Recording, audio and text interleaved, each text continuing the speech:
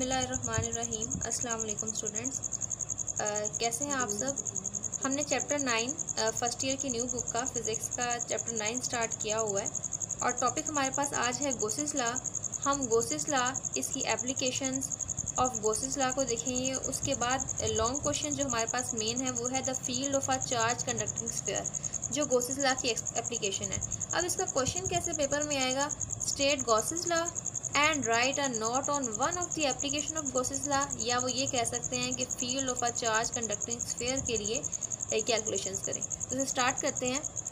तो students, Gauss's law के statement को देखें। ये आपको सेपरेटली शॉर्ट में भी आ सकती है, अगर लॉन्ग में आएगा तो आप पहले इसको लिखेंगे।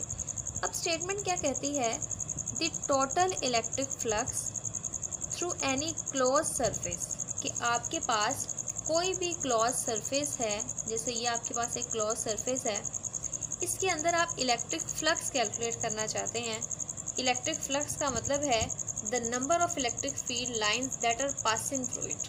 तो वो किसके इक्वल होगा, 1/e naught the total charge enclose in it, यानी कि जितना टोटल चार्ज के अंदर प्रेजेंट होगा उसको हम 1/e नोट से मल्टीप्लाई करेंगे, वो हमारे पास फ्लक्स होगा।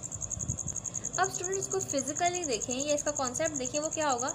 सपोज करें कि आपके पास कोई चार्ज प्रेजेंट है, फॉर एग्जांपल वो चार्ज +q है।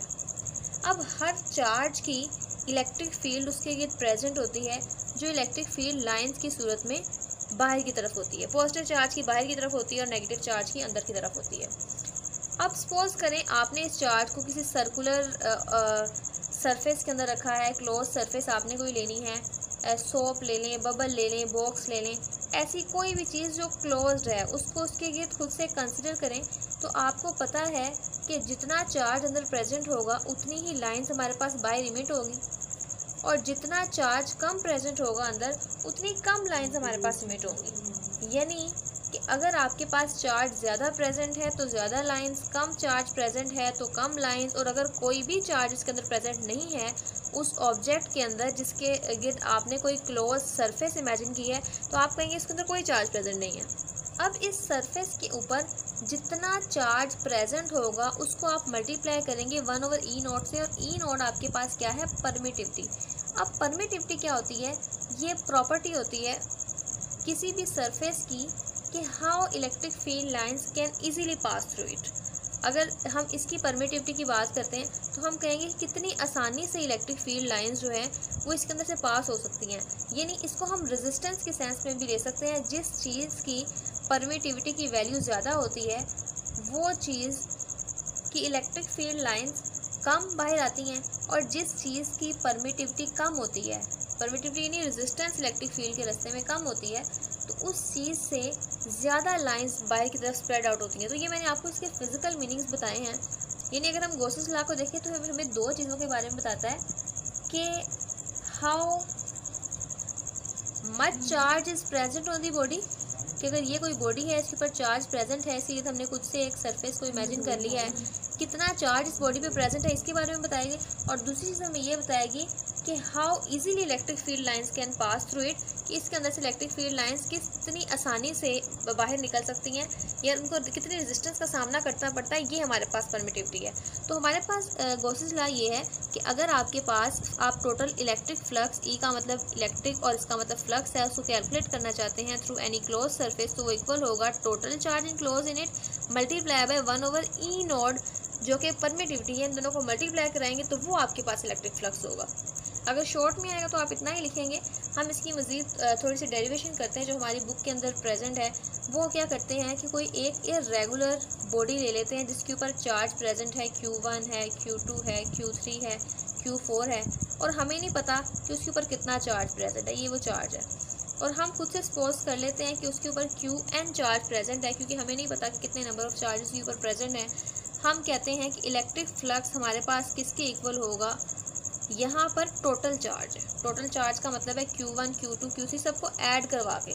लेकिन अगर हम एक चार्ज की बात करेंगे तो इस चार्ज को लिखेंगे Q1 divided by E not, जो परमिटिविटी है, जो बताती है कि हाउ परमिसिव इज़ मीडियम कि उसको मीडियम को कितनी परमिशन मिलती है, कितनी इजीली उसकी तरह से इलेक्ट्रिक फील्ड लाइंस पास हो सकती हैं, एक चार्ज के लिए, फिर हम दूसरे चार्ज के लिए, और फिर तीसरे चार्ज के लिए, और इस तरह हमें नहीं पता कितने चार्जेस प्रेजेंट हैं, हम n चार्जेस के लिए इसको लिख लेते हैं। अब क्या करते हैं, इन सब में कॉमन चीज़ क्या है, 1/एप्सिलॉन, अंदर क्या बचता है, Q1 plus Q2 plus Q3 plus Qn, और हमें नहीं पता ये चार्ज कितने प्रेजेंट है। This is the total charge Q1 Q2 Q3, surface के ऊपर जितना भी स्प्रेड है तो ये हमारे पास टोटल चार्ज है। और इस टोटल चार्ज जो इस क्लोज सरफेस ने इनक्लोज किया हुआ है, इसको हम कैपिटल Q से भी रिप्रेजेंट कर सकते हैं। तो उसी जगह हम लिख सकते हैं कैपिटल Q, जो रिप्रेजेंट करेगा टोटल चार्ज को। तो ये स्टूडेंट्स वो मैथमेटिकल फॉर्म है जो हमें ऑब्टेन करनी थी गोसेस लॉ के केस में। अब आप इस बात को बिल्कुल सिंपल वर्ड्स में लिख सकते हैं, और वो क्या होगी, consider point charges Q1 Q2 Q3 Q4 and Qn are distributed arbitrarily. आपने बिल्कुल बेतरतीब अंदाज के ऊपर से फेंके हुए हैं, और एक जो ऑब्जेक्ट है वो भी आर्बिट्रेरी शेप का है, वो कोई फिक्स सर्कल नहीं है, वो फिक्स कोई क्यूब नहीं है, कोई वॉल्यूम फिक्स नहीं है उसका, हमें नहीं पता कि उसका क्या वॉल्यूम है। So we want to calculate the electric flux through that surface, तो फिर आप उसके लिए सारी कैलकुलेशंस करेंगे। और ये स्टूडेंट्स उसी बात को हमने बिल्कुल सिंपल वर्ड्स में लिख दिया है, जिसमें मैंने आपको पहले ही बताया था कि फ़िज़िक्स में एक्सप्लेनेशन के कोई मार्क्स नहीं होते, ये सिर्फ हम अपनी और एग्जामिनर की अंडरस्टैंडिंग के लिए करते हैं। तो इसे आप अपने वर्ड्स में बिल्कुल सिंपल सी थोड़ी सी एक्सप्लेनेशन लिख दिया करें, इतनी इनफ होती है। तो students, application of Gauss's law को समझने से पहले आप ये देखें कि आपके पास गॉसियन सरफेस क्या है, ये भी सेपरेट से शॉर्ट आ जाता है। अब गॉसियन सरफेस एक इमेजिनरी सरफेस है जो हम खुद से इमेजिन करते हैं उस ऑब्जेक्ट के गिर्द या उस पॉइंट के गिर्द जहां हमें इलेक्ट्रिक इंटेंसिटी को कैलकुलेट करना होता है। फॉर एग्जांपल, ये अगर आपके पास कोई चार्ज प्रेजेंट है या कोई ऐसा ऑब्जेक्ट है, फॉर एग्जांपल ये सर्कुलर कोई ऑब्जेक्ट है, इसके ऊपर चार्ज प्रेजेंट है, अब चार्ज की वजह से इलेक्ट्रिक फील्ड बाहर आ रही है, हम इस इलेक्ट्रिक फील्ड इंटेंसिटी को या इलेक्ट्रिक फील्ड की शिद्दत को अगर हम कैलकुलेट करना चाहते हैं, इसको हम इवैल्यूएट करना चाहते हैं, तो हम वहाँ पे खुद से एक इमेजिनरी सरफेस सपोज कर लेते हैं और हम इसके थ्रू फ्लक्स कैलकुलेट करते हैं और इलेक्ट्रिक फील्ड इंटेंसिटी को हम कैलकुलेट कर सकते हैं। तो इसकी कोई फिजिकल एग्जिस्टेंस नहीं होती गॉसियन सरफेस की, ये सिर्फ और सिर्फ इमेजिनरी होती है। फॉर एग्जांपल, अगर ये मेरे पास एक पेन प्रेजेंट है और इस पेन के ऊपर चार्ज प्रेजेंट है, सपोज यहाँ पर चार्ज प्रेजेंट है और मैं इलेक्ट्रिक फील्ड इंटेंसिटी मेजर करना चाहती हूँ, तो मैं क्या करूँगी, एक closed imaginary surface, imaginary surface हमेशा क्लोज होगी और ख़ुद से कंसिडर कर लेंगे, और फिर हम देखेंगे जो इसके अंदर से इलेक्ट्रिक फील्ड लाइंस बाहर आ रही हैं उसका फ्लक्स क्या है और उसकी इंटेंसिटी को कैलकुलेट कर सकते हैं। तो ये गॉसियन सरफेस होती है। और एप्लीकेशंस ऑफ गॉसियन लॉ जब भी हम स्टडी करते हैं तो हमें पहले उस ऑब्जेक्ट के गिर्द गॉसियन सरफेस को सपोज करना होता है। अब इसकी एप्लीकेशन क्या है कि हम ऐसे ऑब्जेक्ट जिसके ऊपर डिफरेंट चार्ज कन्फिग्रेशन है, जैसे मैंने आपको इस स्फीयर की एग्जांपल दी कि उसके ऊपर मुख्तलिफ चार्ज प्रेजेंट है और हमें नहीं पता कि वो कितना चार्ज प्रेजेंट है, उसकी इलेक्ट्रिक इंटेंसिटी को कैलकुलेट करने के लिए हम गॉसियन लॉ का इस्तेमाल कर सकते हैं। फॉर एग्जांपल, जो आपकी बुक में एग्जांपल है वो ये है कि हम एक स्फीयर जिसके ऊपर चार्ज Q प्रेजेंट है उसके गिर्द हम electric field at any point calculate करना चाहते हैं। वो पॉइंट ये कोई भी पॉइंट हो सकता है। तो उस इलेक्ट्रिक फील्ड को कैलकुलेट करने के लिए अब ये हमारा मेन लॉन्ग क्वेश्चन स्टार्ट हो रहा है। तो इसको देखते हैं हम इसे कैसे कैलकुलेट कर रहे हैं। तो स्टूडेंट्स, ये आपका लॉन्ग क्वेश्चन होगा, calculate the field of a charge conducting sphere. Again मैं आपको बता दूं कि ये क्वेश्चन इस तरह से पेपर में आएगा, स्टेट गॉसेस लॉ, और उसके बाद आपसे ये चीज़ पूछी जाएगी। और गॉसेस लॉ को स्टेट करने के लिए आप जिसकी स्टेटमेंट और मैथमेटिकल फॉर्म भी अगर लिख दें तो ये इनफ होगी। इसके लिए स्टूडेंट्स आपको सपोज करना होगा कि आपके पास कोई स्फीयर है और वो जो स्फीयर है वो कंडक्टिंग स्फीयर है। कंडक्टिंग स्फीयर का मतलब है कि उसके ऊपर चार्ज प्रेजेंट है और वो चार्ज Q है, जिसको हम पॉजिटिव से रिप्रेजेंट करते हैं, और ये इसके ऊपर यूनिफॉर्मली डिस्ट्रीब्यूट हुआ है। स्फीयर का मतलब है ये 2 डायमेंशनल सिमेट्री नहीं बल्कि 3 डायमेंशनल सिमेट्री है। बिल्कुल इस तरह आप एक फुटबॉल लें और फुटबॉल की पूरी सरफेस के ऊपर 3 डायमेंशनली हर साइड पे चार्ज को स्प्रेड कर दें। अब जो सेंटर से लेकर इसका बाउंड्री तक का रेडियस है वो कैपिटल R है, और चार्ज क्योंकि यूनिफॉर्मली डिस्ट्रीब्यूट हुआ है सरफेस के ऊपर, तो हम कह सकते हैं कि इसकी जो इलेक्ट्रिक फील्ड है वो रेडियल है।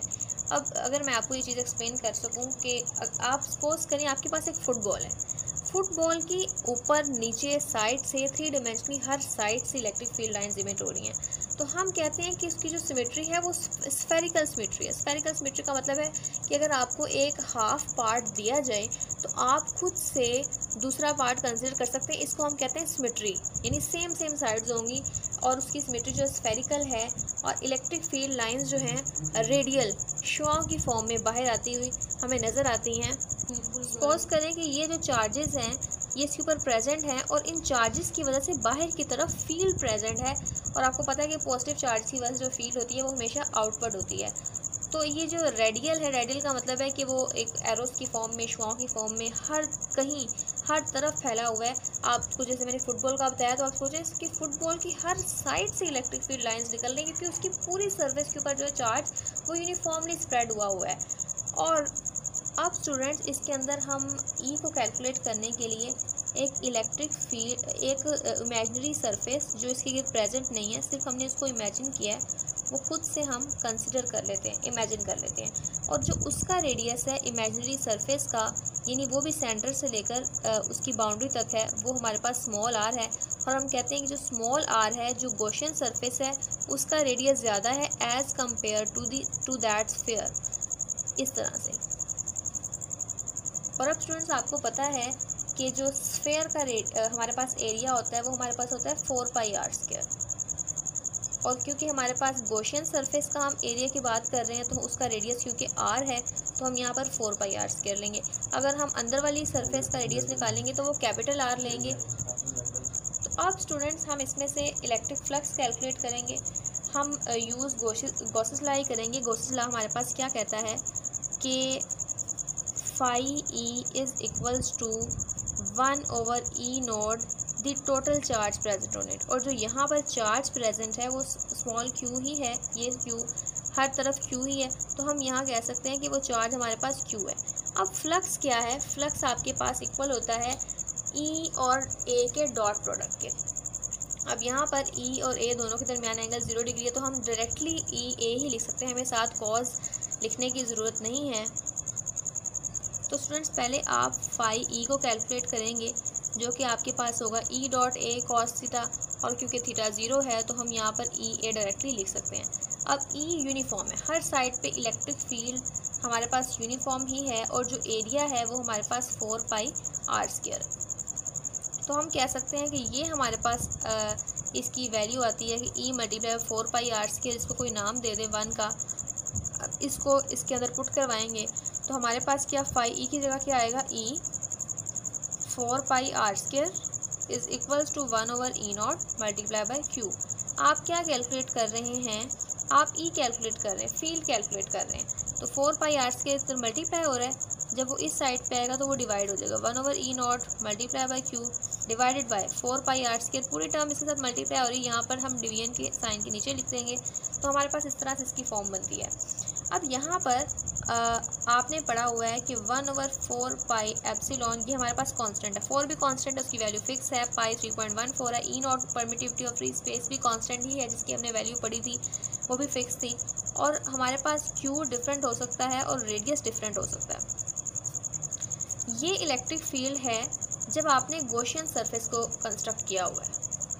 तो जब R हमारे पास गॉसियन सरफेस का सेंटर से रेडियस है तो ये आपकी गॉसियन सरफेस के लिए यानी आउटसाइड के लिए है। ये आपके पास इलेक्ट्रिक फील्ड किसके लिए? आउटसाइड। अगर आप इनसाइड के लिए निकालना चाहते हैं तो आपको स्मॉल r की जगह कैपिटल R रेडियस इस्तेमाल करना होगा, जो सेंटर से लेके उस एक्चुअल जो सरफेस थी उसका रेडियस है। तो जब आप r की जगह दूसरा r पुट करवाएंगे तो आपके पास आता है E is equals to 1/4πε q divided by small r का स्क्वायर था, यहाँ हम कैपिटल R का स्क्वायर कर देंगे, तो ये हमारे पास इलेक्ट्रिक फील्ड आएगी इनसाइड। अब अगर हम इसको वेक्टर फॉर्म में लिखना चाहते हैं, वेक्टर फॉर्म हमेशा हम उस चीज़ की लिखते हैं जो चीज़ हमारे पास वेक्टर होती है। जिस तरह ये हमारे पास एक वेक्टर क्वांटिटी है, इसकी डायरेक्शन है और डायरेक्शन का पता हमें उस चार्ज की डायरेक्शन, वो जो हमने एरोज लगाए हैं, लाइंस लगाई हैं, उससे ही पता चल रहा है। तो अब इसको हम कैसे लिख सकते हैं? 4πε डिवाइडेड बाई r²। और वेक्टर फॉर्म में हमेशा यूनिट वेक्टर इस्तेमाल करते हैं और वो हमारे पास है r। तो स्टूडेंट्स ये आपके पास इसकी वेक्टर फॉर्म आ जाती है where r is in the direction of E. तो स्टूडेंट्स ये था हमारा लॉन्ग क्वेश्चन। अब इसके अंदर आपने एक्सप्लेनेशन भी लिखनी है और वो बिल्कुल आप अपने वर्ड्स में लिखेंगे, कोई ज़रूरत नहीं कि आप उसको बुक से एज इट इज़ रट्टा मारें। तो आपकी बुक में यहाँ से लेकर यहाँ तक जितना पार्ट लिखा हुआ है आप इसको जस्ट अपने वर्ड्स में लिख लेंगे। कैसे कि आपके पास consider we have a conducting sphere जिसका रेडियस r है, जिसके ऊपर चार्ज q प्रेजेंट है। हमें पता है कि चार्ज यूनिफॉर्मली डिस्ट्रीब्यूट है, तो हम खुद से एक गॉसियन सरफेस को इसके गिर्द कंस्ट्रक्ट कर लेते हैं और वो जो गॉसियन सरफेस है अब उसके गिर्द हमने इलेक्ट्रिक फील्ड को कंसिडर करना है। और ये जो गॉसियन सरफेस है ये भी हमारे पास स्फेरिकल है, बिल्कुल उस तरह जिस तरह हमारे पास वो कंडक्टिंग स्फीयर था। तो उसके लिए फिर बाद आप ये सारी कैलकुलेशंस करते हैं। बहुत सिंपल सी आपने एक्सप्लेनेशन लिखनी है और आप पहले एक्सप्लेनेशन लिखेंगे यहाँ पे, उसके बाद आप डायग्राम बनाएंगे और फिर ये इसकी मैथमेटिकल फॉर्म कर देंगे। उसके बाद थर्ड नंबर पे आप मैथमेटिकल फॉर्म को कंप्लीट लिख लें तो इंशाल्लाह आपको पूरे मार्क्स मिलेंगे। इसके बाद ये वेक्टर फॉर्म और रिजल्ट लिख के स्टूडेंट्स आज का हमारा टॉपिक कंप्लीट हो चुका है। मिलते हैं नेक्स्ट लेक्चर में जिसमें हम ये लॉन्ग क्वेश्चन करेंगे, electric field as potential gradient. तब तक के लिए अल्लाह हाफ़िज़।